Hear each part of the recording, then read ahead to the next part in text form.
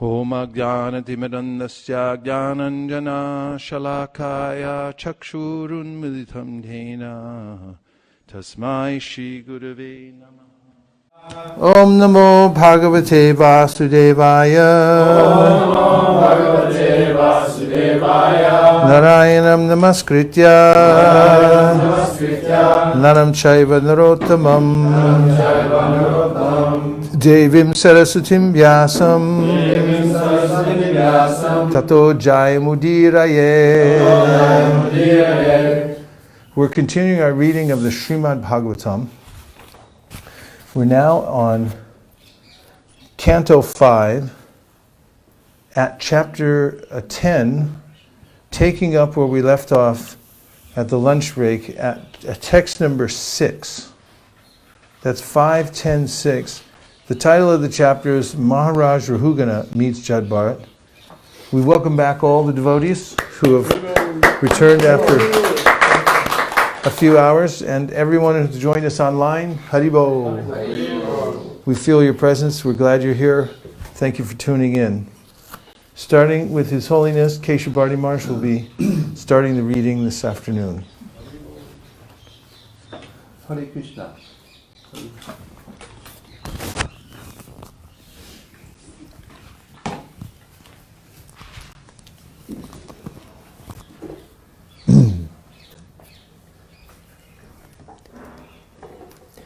King Rahugana is about to complain to Jad Bharat.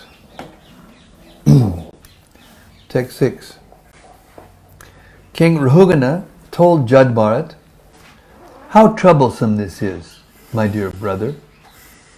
You certainly appear very fatigued because you have carried this palanquin alone, without assistance, for a long time and for a long distance. Besides that, due to your old age, you have become greatly troubled. My dear friend, I see that you are not very firm, nor very strong and stout. Aren't your fellow carriers cooperating with you?" In this way, the king criticized Jad Bharat with sarcastic words. Yet despite being criticized in this way, Jad Bharat had no bodily conception of the situation. He knew that he was not the body, for he had attained his spiritual identity. He was neither fat, lean, nor thin, nor had he anything to do with a lump of matter, a combination of the 5 gross and 3 subtle elements. He had nothing to do with the material body and its 2 hands and legs. In other words, he had completely realized his spiritual identity, aham brahmasmi. He was therefore unaffected by this sarcastic criticism from the king. Without saying anything, he continued carrying the palanquin as before. Purport. Jad Bharat was completely liberated. He did not even care when the dacoits attempted to kill his body. He knew that he certainly was not the body. Even if the body were killed, he would not have cared, for he was thoroughly convinced of the proposition found in Bhagavad Gita, Nahanyate hanyamane sharire. He knew that he could not be killed, even if his body were killed. Although he did not protest, the Supreme Personality of Godhead and his agent could not tolerate the injustice of the dacoits. Therefore he was saved by the mercy of Krishna, and the dacoits were killed. In this case, while carrying the palanquin, he also knew that he was not the body. This body was very stout and strong, in sound condition, and quite competent to carry the palanquin. Due to his being freed from the bodily conception, the sarcastic words of the king did not at all affect him. The body is created according to one's karma, and material nature supplies the ingredients for the development of a certain type of body. The soul the body covers is different from the bodily construction. Therefore, anything favorable or mischievous done to the body does not affect the spirit soul. The Vedic injunction is asango yayam purusha. The spirit soul is always unaffected by material arrangements. Text 7. Therefore, when the king saw that his palanquin was still being shaken by the carriers, he became very angry and said, "You rascal, what are you doing? Are you dead despite the life within your body? Do you not know that I am your master? You are disregarding me and are not carrying out my order? For this disobedience, I shall now punish you, just as Yamaraj, the superintendent of death, punishes sinful people. I shall give you proper treatment so that you will come to your senses and do the correct thing." Text 8. Thinking himself a king, King Rahugana was in the bodily conception and was influenced by material nature's modes of passion and ignorance. Due to madness, he chastised Jad Bharat with uncalled for and contradictory words. Jad Bharat was a topmost devotee and the dear abode of the Supreme Personality of Godhead. Although considering himself very learned, the king did not know about the position of an advanced devotee situated in devotional service, nor did he know his characteristics. Jad Bharat was the residence of the Supreme Personality of Godhead. He always carried the form of the Lord within his heart. He was a dear friend of all living beings, and he did not entertain any bodily conception. He therefore smiled and spoke the following words. Purport. The distinction between a person in the bodily conception and a person beyond the bodily conception is presented in this verse. In the bodily conception, King Rahugana considered himself a king and chastised Jad Bharat in so many unwanted ways. Being self-realized, Jad Bharat, who was fully situated on the transcendental platform, did not at all become angry. Instead, he smiled and began to deliver his teachings to King Rahugana. A highly advanced Vaishnava devotee is a friend to all living entities, and consequently, he is a friend to his enemies also. In fact, he does not consider anyone to be his enemy. Surira sarvadehinam. Sometimes a Vaishnava becomes superficially angry at a non-devotee, but this is good for the non-devotee. We have several examples of this in Vedic literature. Once Narada became angry with the two sons of Kuvera, Nalakuvara and Manigriva, and he chastised them by turning them into trees. The result was that later they were liberated by Lord Sri Krishna. The devotee is situated on the absolute platform, and when he is angry or pleased, there is no difference, for in either case he bestows his benediction. Text 9. The great Brahmana, Jad Bharat, said, "My dear king and hero, whatever you have spoken sarcastically is certainly true. Actually, these are not simply words of chastisement, for the body is the carrier. The load carried by the body does not belong to me, for I am the spirit soul. There is no contradiction in your statements, because I am different from the body. I am not the carrier of the palanquin. The body is the carrier. Certainly, as you have hinted, I have not labored carrying the palanquin, for I am detached from the body. You have said that I am not stout and strong, and these words are befitting a person who does not know the distinction between the body and the soul. The body may be fat or thin, but no learned man would say such things of the spirit soul. As far as the spirit soul is concerned, I am neither fat nor skinny. Therefore you are correct when you say that I am not very stout. Also, if the object of this journey and the path leading there were mine, there would be many troubles for me. But because they relate not to me, but to my body, there is no trouble at all. Purport. In Bhagavad Gita it is stated that one who is advanced in spiritual knowledge is not disturbed by the pains and pleasures of the material body. The material body is completely separate from the spirit soul, and the pains and pleasures of the body are superfluous. The practice of austerity and penance is meant for understanding the distinction between the body and the soul, and how the soul can be unaffected by the pleasures and pains of the body. Jad Bharat was actually situated on the platform of self-realization. He was completely aloof from the bodily conception. Therefore he immediately took this position and convinced the king that whatever contradictory things the king had said about his body did not actually apply to him as a spirit soul. Text 10.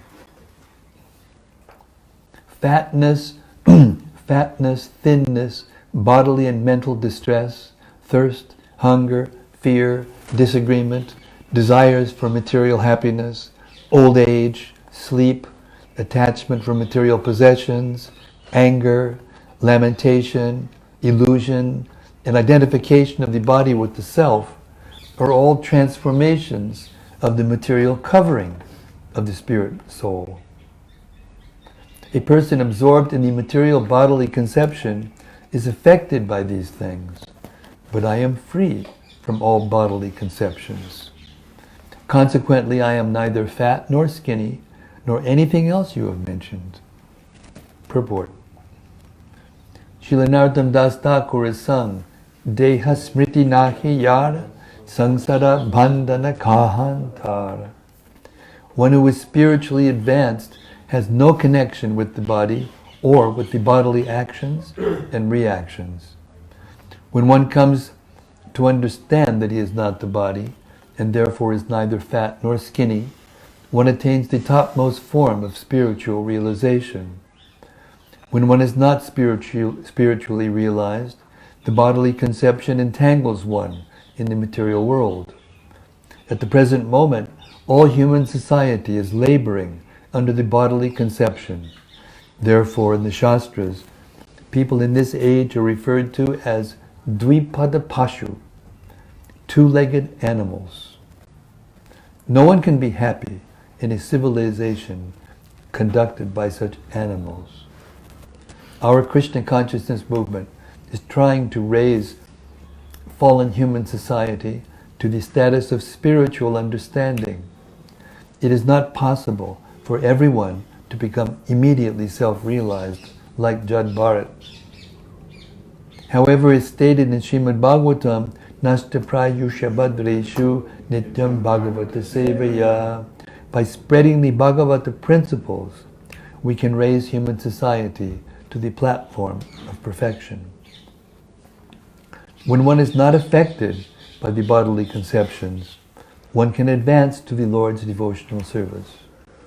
Nasta prayesha badreshu nityam bhagavata sevaya. Bhagavat uttama shloke bhaktir bhavati daishtaki.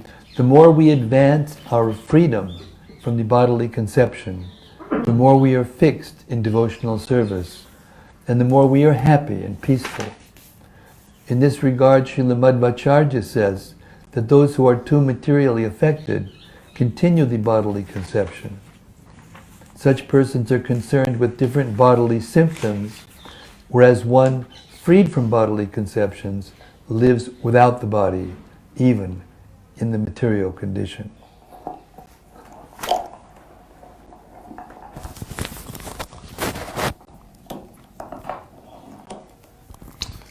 Text number 11. My dear King, you have unnecessarily accused me of being dead, though alive. In this regard, I can only say that this is the case everywhere, because everything material has its beginning and end. As far as you're thinking that you are the king and master and are thus trying to order me, this is also incorrect, because these positions are temporary. Today, you are a king and I am your servant. But tomorrow, the position may be changed, and you may be my servant and I your master. These are temporary circumstances created by providence. Purport: the bodily conception is the basic principle of suffering in material existence. In Kali Yuga especially, people are so uneducated that they cannot even understand that the body is changing at every moment and that the ultimate change is called death. In this life, one may be a king, and in the next life, one may be a dog, according to karma. The spirit soul is in a deep slumber caused by the force of material nature. He is put in one type of condition and again changed into another type. Without self-realization and knowledge, conditional life continues, and one falsely claims himself a king, a servant, a cat, or a dog. These are simply different transformations brought about by the supreme arrangement. One should not be misled by such temporary bodily conceptions. Actually, no one is master within the material world, for everyone is under the control of material nature, which is under the control of the Supreme Personality of Godhead. Therefore, the Supreme Personality of Godhead, Krishna, is the ultimate master. As explained in Chaitanya Charitamrita, Ikale Ishvara Krishna Arshabhrita.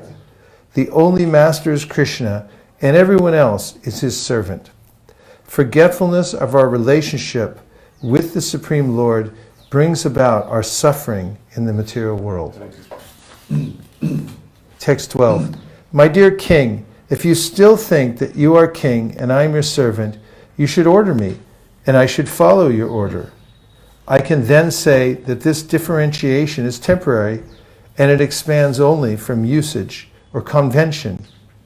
I do not see any other cause. In that case, I can then say that this differentiation is temporary, and it expands only from usage or convention. I do not see any other cause. In that case, who is the master and who is the servant? Everyone is being forced by the laws of material nature. Therefore, no one is master and no one is servant. Nonetheless, if you think that you are the master and that I am the servant, I shall accept this. Please order me. What can I do for you? Purport. It is said in Srimad Bhagavatam, Aham Mameti. Aham Mameti. One thinks I am this body, and in this bodily relationship, he is my master, he is my servant, she is my wife, and he is my son. All these conceptions are temporary, due to the inevitable change of body and the arrangement of material nature.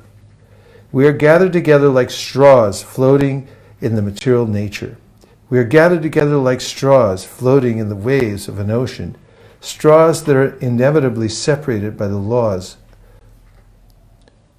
We are gathered together like straws floating in the waves of an ocean, straws that are inevitably separated by the laws of the waves. In this material world, everyone is floating on the waves of the ocean of nations, as described by Bhaktivinoda Thakur.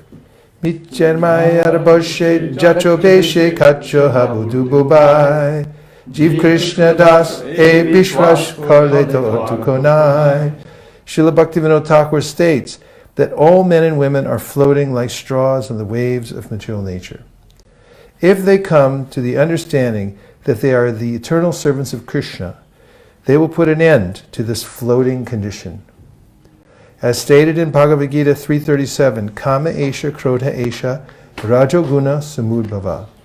Due to the mode of passion, we desire many things, and according to our desire, our anxiety, and according to the order of the Supreme Lord, material nature gives us a certain type of body. For some time, we play as master or servant, as actors play on the stage under someone else's direction. While we are in the human form, we should put an end to this nonsensical stage performance. we should come to our original constitutional position known as Krishna consciousness. At the present moment, the real master is material nature. Daivahi gunamayi mama maya duratyaya. Under the spell of material nature, we are becoming servants and masters. But if we agree to be controlled by the Supreme Personality of Godhead and His eternal servants, this temporary condition ceases to exist. 13. My dear king, you have said, "You rascal, you dull, crazy fellow. I am going to chastise you, and then you will come to your senses." In this regard, let me say that although I live like a dull, deaf, and dumb man, I am actually a self-realized person. What will you gain by punishing me? If your calculation is true, and I am a madman, then your punishment will be like beating a dead horse. There will be no effect. When a madman is punished, he is not cured of his madness. Purport: everyone in this material world is working like a madman under certain impressions falsely acquired in the material condition. For example, a thief who knows that stealing is not good, and who knows that it is followed with punishment by a king or by God, who has seen that thieves are arrested and punished by the police, nonetheless steal again and again. He is obsessed with the idea that by stealing he will be happy. This is a sign of madness. Despite repeated punishment, the thief cannot give up his stealing habit. Therefore, the punishment is useless. 14. Shukadev Goswami said, "O Maharaj Parikshit, when King Rahugana chastised the exalted devotee Jad Bharata with harsh words, that peaceful, saintly person tolerated it all and replied properly. Nescience is due to the bodily conception, and Jad Bharat was not affected by this false conception. Out of his natural humility, he never considered himself a great devotee, and he agreed to suffer the results of his past karma. Like an ordinary man, he thought that by carrying the palanquin, he was destroying the reactions of his past misdeeds. Thinking in this way, he began to carry the palanquin as before." Purport: an exalted devotee of the Lord never thinks that he is a Paramahamsa or a liberated person. He always remains a humble servant of the Lord. In all reverse conditions, he agrees to suffer the results of his past life. He never accuses the Lord of putting him into a distressed condition. These are the signs of an exalted devotee. Tatenukampam susamikshamana. When suffering reversed conditions, the devotee always considers that the reversed conditions are the Lord's concessions. A little bit of alliteration. When suffering reversed conditions, the devotee always considers that the reversed conditions are the Lord's concessions. When suffering reversed conditions, the devotee always considers that the reversed conditions are the Lord's concessions. He is never angry with his master. He is always satisfied with the position his master offers. In any case, he continues performing his duty in devotional service. Such a person is guaranteed promotion back home, back to Godhead. As stated in Srimad Bhagavatam 10.14.8, Tate nukampam susamikshamano punjana eva makritam vipakam hridvagvapurbir vidadam namaste jiveta yo mukti pade sadaya bhak. My dear Lord, one who constantly waits for your causeless mercy to be bestowed upon him, and who goes on suffering the reactions of his past misdeeds, offering you respectful obeisances from the core of his heart, is surely eligible for liberation, for it has become his rightful claim. Text 15. Shukadev Goswami continued, O best of the Pandu dynasty, Maharaj Parikshit, the king of the Sindhu and Sovira states, Maharaj Rahugana, had great faith in discussions of the absolute truth. Being thus qualified, he heard from Jad Bharat that philosophical presentation which is approved by all scriptures on the mystic yoga process and which slackens the knot in the heart. His material conception of himself as a king was thus destroyed. He immediately descended from his palanquin and fell flat on the ground with his head at the lotus feet of Jad Bharat, in such a way that he might be excused for his insulting words against the great Pramana. He then prayed as follows. Purport. In Bhagavad Gita 4.2, Lord Krishna says, Evam parampara praptam imam rajarshayo viduhu sakalaneha mahata yogo nashta parantapa. This supreme science was thus received through the chain of disciplic succession, and the saintly kings understood it in that way. But in course of time the succession was broken, and therefore the science as it is appears to be lost. Through the disciplic succession, the royal order was on the same platform as great saintly persons, Raja Rishis. Formerly, they could understand the philosophy of life and knew how to train the citizens to come to the same standard. In other words, they knew how to deliver the citizens from the entanglement of birth and death. When Maharaja Dasarath ruled Ayodhya, the great sage Vishvamitra once came to him to take away Lord Ramachandra and Lakshmana to the forest to kill a demon. When the saintly person Vishvamitra came to the court of Maharaj Dasarath, the king, in order to receive the saintly person, asked him, Ahishtam yat tat punarjanma jayaya. He asked the sage whether everything was going on well in his endeavor to conquer the repetition of birth and death. The whole process of Vedic civilization is based on this point.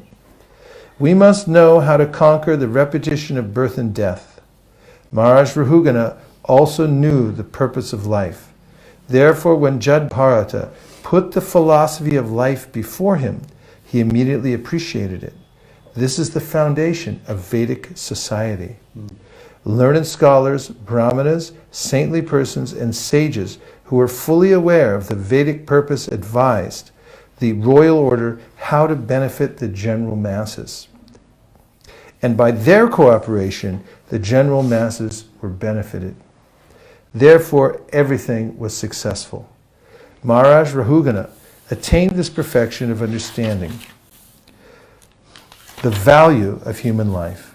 Therefore, he regretted his insulting words to Jad Bharat, and he immediately descended from his palanquin and fell down at the lotus feet of Jad Bharat in order to be excused and hear from him further about the values of life known as Brahma Jignasa, inquiry into the absolute truth.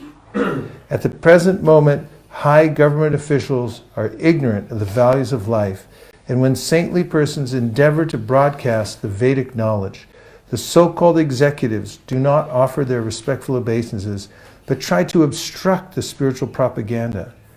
Thus one can say that the former kingly government was like heaven, and that the present government is like hell. Okay. Text 16.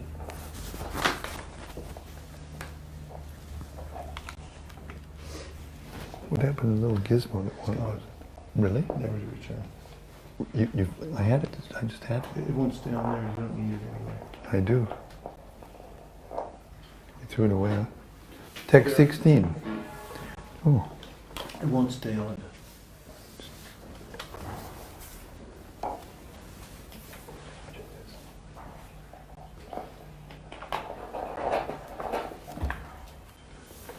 Text 16.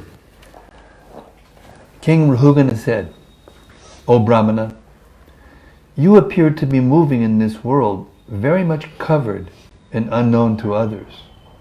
Who are you? Are you a learned Brahmana and saintly person? I see that you are wearing a sacred thread.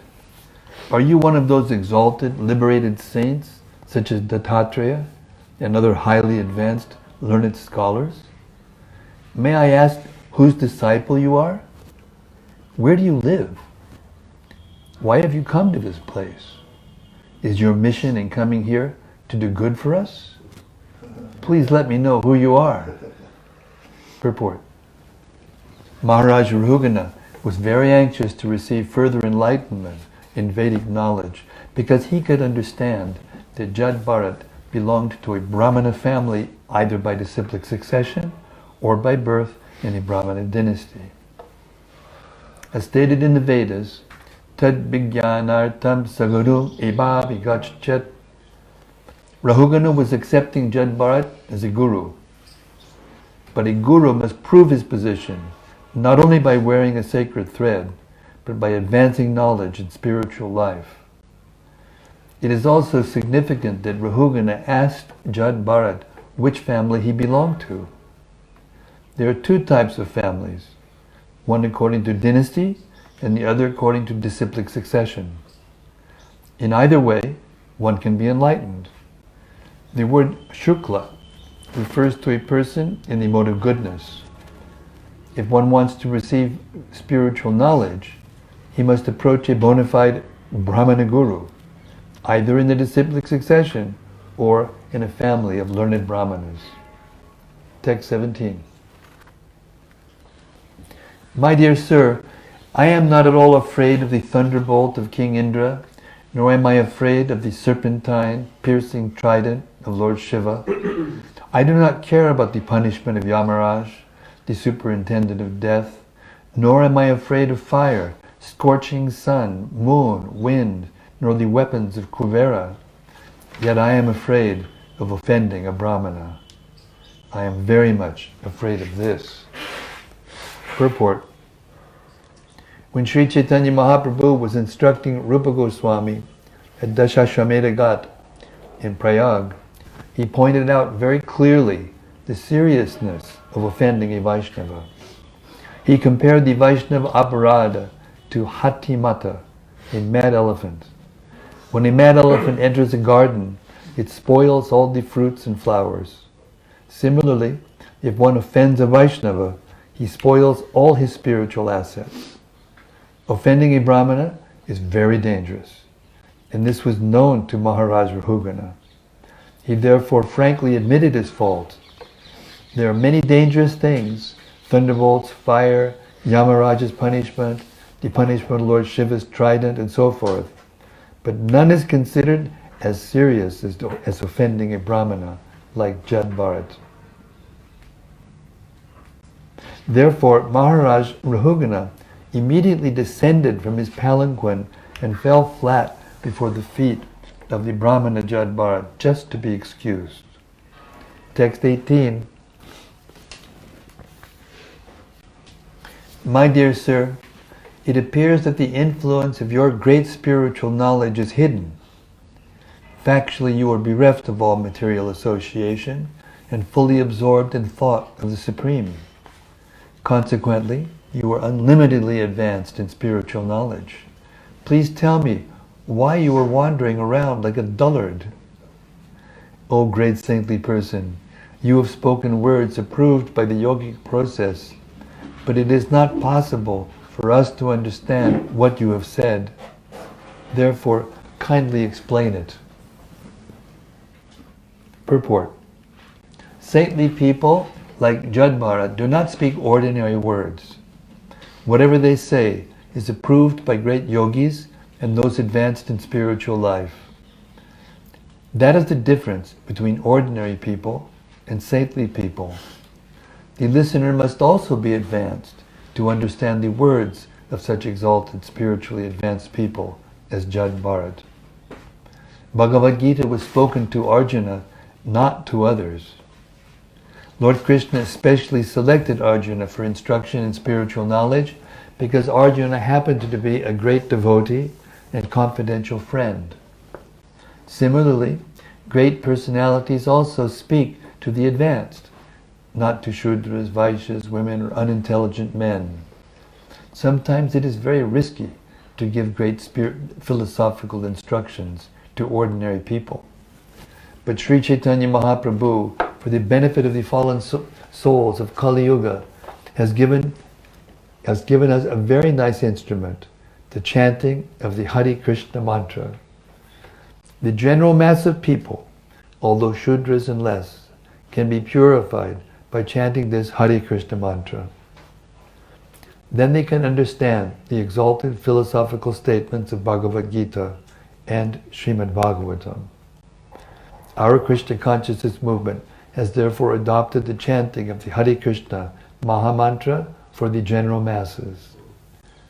When people gradually become purified, they are instructed in the lessons of Bhagavad Gita and Srimad Bhagavatam. Materialistic people like Stri, Shudra and Dvijabandhu cannot understand words of spiritual advancement. Yet one can take to the shelter of a Vaishnava, for he knows the art of enlightening even Shudras in the highly elevated subject matter spoken in Bhagavad Gita and Srimad Bhagavatam. Text 19. I consider your good self the most exalted master of mystic power. You know the spiritual science perfectly well. You are the most exalted of all learned sages, and you have descended for the benefit of all human society. You have come to give spiritual knowledge, and you are a direct representative of Kapila Dev, the incarnation of God, and the plenary portion of knowledge. I am therefore asking you, O spiritual master, what is the most secure shelter in this world? Purport. As Krishna confirms in Bhagavad Gita, Yoginam apiser sarvesham madkatinam taratmanam shadhavan bhajate yomam same yuktatamo mataha.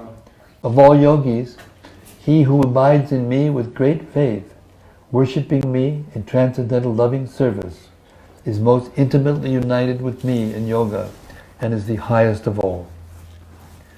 Jad Bharat was a perfect yogi. He was formerly the Emperor Bharat Maharaj, and he was now the most exalted personality among learned sages and the master of all mystic powers. Although Jad Bharat was an ordinary living entity, he had inherited all the knowledge given by the Supreme Personality of Godhead, Kapila Dev. He could therefore be taken directly as the Supreme Personality of Godhead. As confirmed by Srila Vishwanath Chakravarti Thakur in his stanzas to the spiritual master, Sakshaddari Twaina Samasta Shastrayi. An exalted personality like Jad Bharat is as good as the Supreme Personality of Godhead because he fully represents the Lord by giving knowledge to others. Jad Bharat is herein accepted as the direct representative of the Supreme Personality of Godhead because he was imparting knowledge on behalf of the Supreme Lord. Therefore Maharaj Rahukana concluded that it was appropriate to ask him about Atma Tattva, the spiritual science. Tad Vijnanartam Sagarum Ebabhigachet. This Vedic injunction is also confirmed herein. If anyone is at all interested in knowing the spiritual science, Brahma Jigyasa, he must approach a guru like Jad Bharat. Text 20. Is it not a fact that your good self is the direct representative of Kapila Dev, the incarnation of the Supreme Personality of Godhead? To examine people and see who is actually a human being and who is not, you have presented yourself to be a deaf and dumb person. Are you not moving this way upon the surface of the world? I am very attached to family life and worldly activities, and I am blind to spiritual knowledge. Nonetheless, I am now present before you, and am seeking enlightenment from you. How can I advance in spiritual life? Purport. Although Maharaj Rahugana was playing the part of a king, he had been informed by Jad Bharat that he was not a king, nor was Jad Bharat deaf and dumb. Such designations were simply coverings of the spirit soul. Everyone must come to this knowledge. as confirmed in Bhagavad Gita. Dehinosmin yata dehe. Everyone is encased within the body.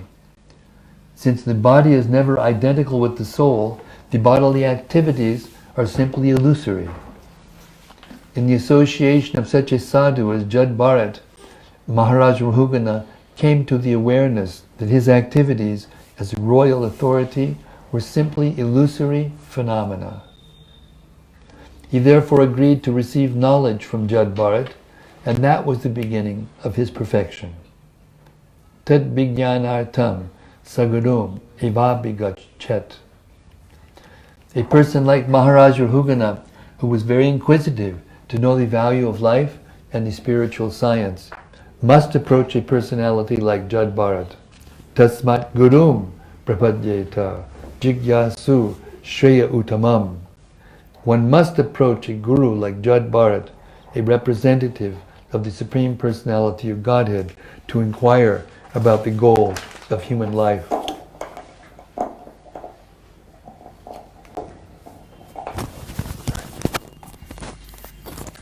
Continuing with text number 21, but before we do, we'll take 4 reflections.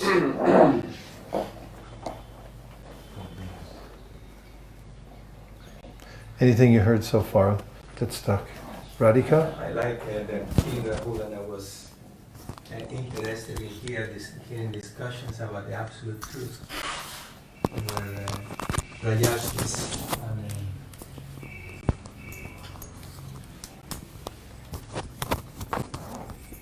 I think Prabhupada he explains elsewhere in this section about how these kings were only interested in the welfare of the people, and actually it's before it's with King Priyavrata that the kings were only these Rajarsis were only interested in the welfare of the people, and it's such a kind of easy explanation to see the poor condition of the world today, that we have such poor leaders, they don't have any good qualities, and therefore the world is in chaos. But when we hear about these exalted Rajarsis, it's like very inspiring, and it kind of reminds us of the Vedic culture. That's, I think, the basic of the Vedic culture is this strong leadership based on Vedic principles. Thank you very much. Very helpful. I like to point how Prabhupada often does this, and here again, he starts off quoting the first line of a verse, and then he goes on to explain it, and then he gives the full verse. This Tatenu Kampam Susamikshamana. He does that often, that he starts elaborating, and then he gives the full verse afterwards. Just find it there. Nice. Yeah, I noticed that too. Very thorough. And besides, it's a really beautiful verse. And welcome back.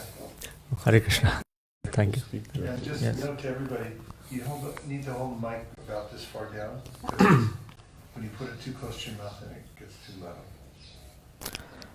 Yes, I like that point. Yeah. Yeah, down there. Yes. That the perfection Jad Bharat, Maharaj Raghugana attained was just by agreeing to hear. He attained perfection by that. And then Srila Prabhupada says about Tadvidi Pranipatena Paripashrina Seva, just that if this humble attitude is adopted by genuine inquiry and a service attitude, then perfection can be attained. Yeah, how nice. Just agreeing to hear. Okay, go ahead, Divyanam, and then we're coming over to Sridham. In the 10th verse, where Prabhupada writes this beautiful stanza in the purport, our Krishna consciousness movement is trying to raise fallen human society to the status of spiritual understanding. It is not possible for everyone to become immediately self-realized like Jad Bharat. So I very much, the point, which you often mention in the Sankirtan seminars, that we don't have to go after everybody, we have to look for the ripened fruits. And and the other principle is to leave everybody with good impression, because if you leave them with good impression, you're opening doors for the future opportunities for that individual to come to Krishna consciousness. And this what Prabhupada mentioned resonates with that point very well, actually. So, Maharaj wants to.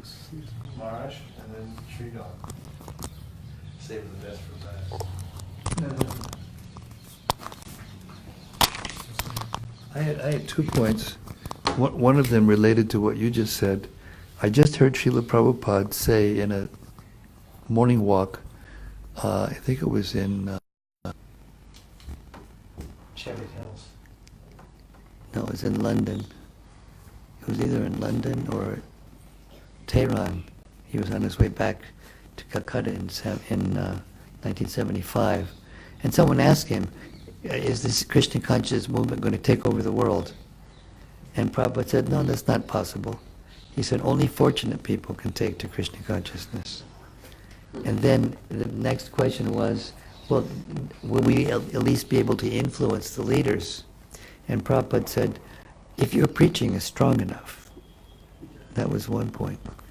And the second point that struck me during the reading was that how Rahugana, even though he seemed to be a really attached guy, and here he is like just blaspheming, and then as soon as he heard the words, he immediately got down off and bowed down. So it was because of that, piety. There was some piety there.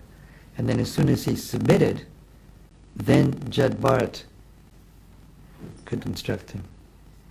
As to your point, that one becomes, enlightened just by hearing, submissively.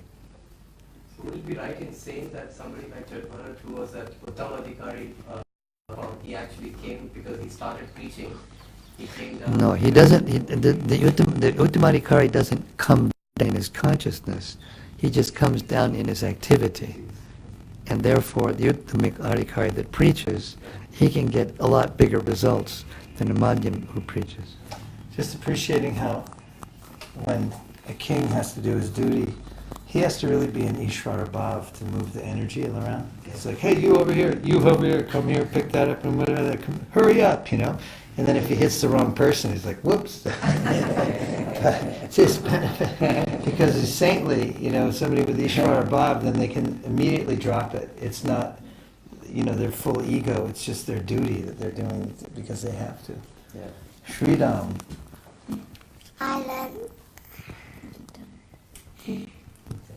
I learned that first King Rahugana was saying very bad things to Jad Bharat, and then afterwards, when Jad Bharat told him that he was the soul, not the body, Jad Bharat was very sad. He said sorry. Yeah. It's also an interesting point too. When if we preach on that level that you're not your body, it's very disarming for people. Because oftentimes the false ego can be immediately quelled when there's a discussion about you're not your body anyway. And even ordinary people can like, I wasn't expecting that. How do I react to that? And I just like Jad Bharat put it after he laid out the tattva. He's like, "How can I help you?"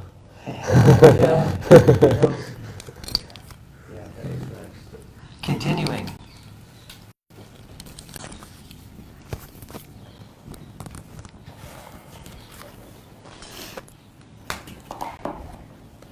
This is text number 21. You have said, I am not fatigued from labor, although the soul, where's the little thing?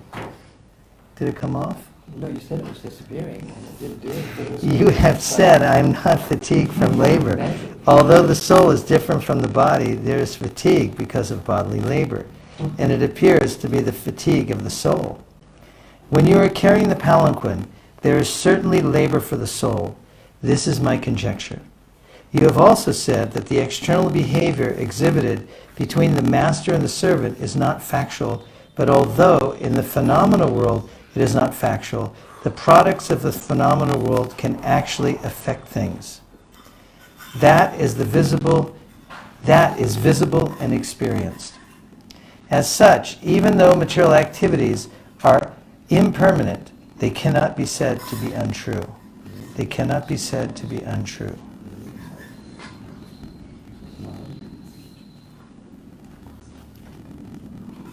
Purport.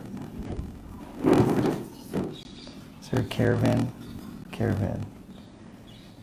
This is a discussion on impersonal Mayavad philosophy and the practical philosophy of Vaishnavas. The Mayavad philosophy explains this phenomenal world to be false, but Vaishnava philosophers do not agree. They know that the phenomenal world is a temporary manifestation, but it is not false. A dream that we see at night is certainly false, but a horrible dream certainly affects the person seeing it. The soul's fatigue is not factual, but as long as one is immersed in the illusory bodily conception, one is affected by such false dreams. When dreaming, it is not possible to avoid the actual facts, and the conditioned soul is forced to suffer due to his dream. A water pot is made of earth and is temporary. Actually, there's no water pot. There is simply earth. However, as long as the water pot can contain water, we can use it in that way. It cannot be said to be absolutely false. 22. King Rahugana continued, "My dear sir, you have said that designations like bodily fatness and thinness are not characteristics of the soul. That is incorrect, because designations like pain and pleasure are certainly felt by the soul. You may put a pot of milk and rice within fire, and the milk and rice are automatically heated one after another. Similarly, due to bodily pains and pleasures, the senses, mind, and soul are affected. The soul cannot be completely detached from this conditioning." Purport. This argument put forward by Maharaja Rahugana is correct from the practical point of view, but it arises from an attachment to the bodily conception. It can be said that a person sitting in his car is certainly different from his car, but if there is damage to the car, the owner of the car, being overly attached to the car, feels pain. Actually, the damage done to the car has nothing to do with the car's proprietor, but because the proprietor has identified himself with the interests of the car, he feels pleasure and pain connected with it. This conditional state can be avoided if attachment is withdrawn from the car. Then the proprietor would not feel pleasure or pain if the car is damaged or whatever. Similarly, the soul has nothing to do with the body and the senses, but due to ignorance, he identifies himself with the body, and he feels pleasure and pain due to bodily pleasure and pain. 23. My dear sir, you have said that the relationship between the king and the subject, or between the master and the servant, are not eternal. But although such relationships are temporary, when a person takes the position of a king, his duty is to rule the citizens and punish those who are disobedient to the laws. By punishing them, he teaches the citizens to obey the laws of the state. Again, you have said that punishing a person who is deaf and dumb is like chewing the chewed or grinding the pulp. That is to say, there is no benefit in it. However, if one is engaged in his own occupational duty as ordered by the Supreme Lord, his sinful activities are certainly diminished. Therefore, if one is engaged in his occupational duty by force, he benefits because he can vanquish all his sinful activities in that way. Purport. This argument offered by Maharaja Rahugana is certainly very effective. In his Bhakti Rasamrita Sindhu 124, Srila Rupa Goswami says, Tasmat Kenya Upayena Mana Krishna Niveshayat. Somehow or other, one should engage in Krishna consciousness.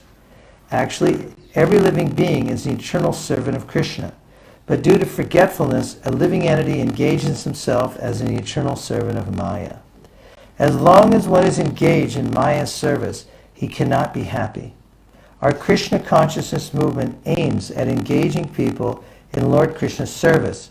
That will help them become freed from all material contamination and sinful activity. This is confirmed in Bhagavad Gita 4.10. Vitaraga paya krodha. By becoming detached from material activities, we will be freed from fear and anger. By austerity, one becomes purified and eligible to return home back to Godhead. The duty of the king is to rule his citizens in such a way that they can become Krishna conscious. This would be very beneficial for everyone. Unfortunately, the king or president engages people in sense gratification instead of the Lord's service, and such activities are certainly not beneficial for anyone. King Rahugana tried to engage Jad Bharat in carrying the palanquin, which is a form of sense gratification for the king. However, if one is engaged as a palanquin carrier in the Lord's service, that is certainly beneficial. In this godless civilization, if a president engages people somehow or other in devotional service or the awakening of Krishna consciousness, he renders the very best service to the citizens. Text 24. Whatever you have spoken appears to me to be contradictory. O best friend of the distressed, I have committed a great offense by insulting you. I was puffed up with false prestige due to possessing the body of a king. For this I have certainly become an offender. Therefore, I pray that you kindly glance at me with your causeless mercy. If you do so, I can be relieved from sinful activities brought about by insulting you. Purport. Sri Chaitanya Mahaprabhu has said that by offending a Vaishnava, one finishes all his spiritual activities. Offending a Vaishnava is considered the mad elephant offense. A mad elephant can destroy an entire garden which has been developed with great labor. One may attain the topmost platform of devotional service, but somehow or other, if he offends a Vaishnava, the whole structure collapses. Unconsciously, King Rahugana offended Jad Bharat, but due to his good sense, he asked to be excused. This is the process by which one can be relieved from a Vaishnava aparadha. Unconsciously, King Rahugana offended Jad Bharat, but due to his good sense, he asked to be excused. This is the process by which one can be relieved from a Vaishnava aparadha. Krishna is always very simple and by nature merciful. When one commits an offense at the feet of a Vaishnava, one must immediately apologize to such a personality so that his spiritual advancement may not be hampered. 5. O my dear Lord, you are the friend of the Supreme Personality of Godhead, who is the friend of all living entities. You are therefore equal to everyone. Is everyone okay? Yes. All right. O my dear Lord, you are the friend of the Supreme Personality of Godhead, who is the friend of all living entities. You are therefore equal to everyone, and you are free from the bodily conception. Although I have committed an offense by insulting you, I know that there is no loss or gain for you due to my insult. You are fixed in your determination, but I have committed an offense. Because of this, even though I may be as strong as Lord Shiva, I shall be vanquished without delay due to my offense at the lotus feet of a Vaishnava. Purport. Maharaja Rahugana was very intelligent and conscious of the inauspicious effects arising from insulting a Vaishnava. He was therefore very anxious to be excused by Jad Bharat. Following in the footsteps of Maharaja Rahugana, everyone should be very cautious not to commit an offense at the lotus feet of a Vaishnava. Srila Vrindavan Das Thakur in the Chaitanya Bhagavat says, Shrula pani shama jadi bhakta ninda kare, Bhagavata pramano tathapi shigra mare, Hina Vaishnavere ninde sarvagya hai, Seja nera apta pata sarva shastre kai. Even if one is as strong as Lord Shiva, who carries a trident in his hand, one will nonetheless fall down from his spiritual position if he tries to insult a Vaishnava. That is the verdict of all Vedic scriptures. He also says this in Chaitanya Bhagavat, Madho 22. Vaishnavera ninda kari bheka jar gono, tar rakka samarto nahika kona jano. Shula pani shama jari Vaishnavera ninde tata piha nasha jaya kahe shastra vrinde. Iha na maniya je sujana ninda kore. Janme janme she papishta daiva doshi mare. Daiva doshi mare. One who blasphemes a Vaishnav cannot be protected by anyone. Even if a person is as strong as Lord Shiva, if he blasphemes a Vaishnav, he is sure to be destroyed. This is the verdict of all Shastras. If one does not care for the verdict of the Shastras and dares blaspheme a Vaishnav, he suffers life after life because of this. Thus end the Bhaktivedanta purports of the 5th canto, 10th chapter of the Srimad Bhagavatam, entitled The Discussion Between Jad Bharat and Maharaj Rahugana. Sadhu, sadhu. Bravo. Bravissimo. And that brings us to the cow break. We'll be back here at 5 o'clock. Thank you. Hare Krishna. 5 o'clock Indian Standard Time. Nachari Armarman, Nachari Armarman, Nachari Armarman, Nachari Armarman, hey, Nachari Armarman, Nachari Armarman, Nachari Armarman, Nachari Armarman.